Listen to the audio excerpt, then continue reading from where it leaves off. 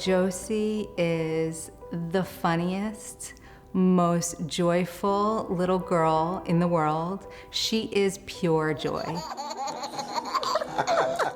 Gianna is a beautiful child, and she is as perfect and beautiful as any child you would ever see. She has a smile that lights up a room. She's a happy child, and she's beautiful. What Amara has taught me is that nobody escapes life without challenges, and it is all about what your attitude is. Yay, Amara! So it was probably around 4 months when I realized that Josie wasn't developing the way other children should develop. She was beginning to miss developmental milestones. Amara began having seizures at 7 months old.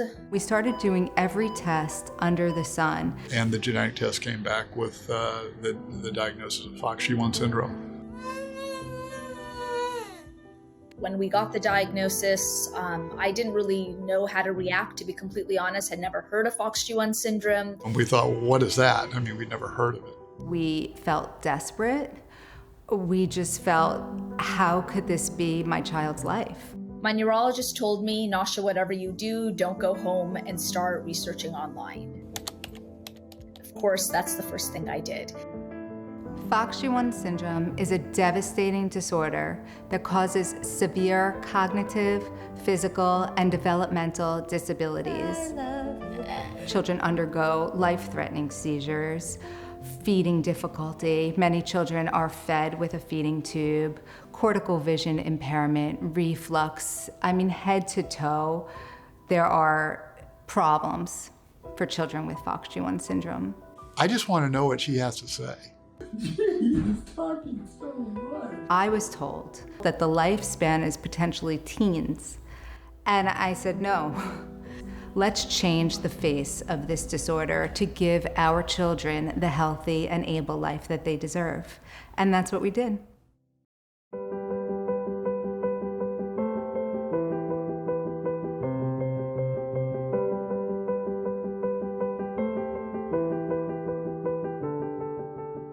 The FOXG1 Research Foundation is the global organization driving the science to find a cure for FOXG1 syndrome. Since 2017, we do have biotech investment now.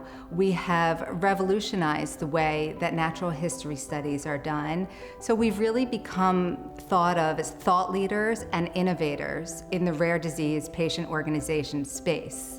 Sometimes I have to pinch myself to think of how much we've actually accomplished. The fact of the matter that these guys have done such amazing work in really such a short period of time, and the understanding of the biology of the gene is just far and exceeds a lot of diseases that have actually been discovered but never really fully characterized. We want to take advantage of the different therapies and technologies coming down the pipeline.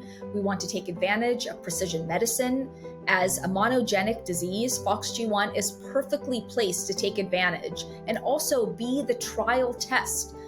We find how to fix FOXG1. We invest in understanding the neurobiology of FOXG1. We are contributing massively to science to be able to cure much larger disorders. Scientists have found links from FOXG1 to autism, to Alzheimer's disease, to schizophrenia, and many others. So scientists believe that FOXG1 actually holds the key to unlocking brain disorders affecting millions and millions of people. What FOXG1 Research Foundation is doing is helping fund and helping bring about these cutting-edge technologies that can change lives. We're living in a renaissance. We're living in a science renaissance where gene therapies are fixing diseases. In the case here, there's just something that's not allowing the neurons to be fully functional. And so if we can restore that level of connectivity, I do think there's a high degree of reversibility. We're trying to cure a disease for our own children, and we believe in it. We believe it's possible because everything we're seeing in medicine today. Gianna's 2 years old, When she's 5 years old, I'd like to see her walking and talking and eating and playing and living a normal life. This is about giving Josie and giving every child in the world with FOXG1 syndrome abilities and a life without suffering.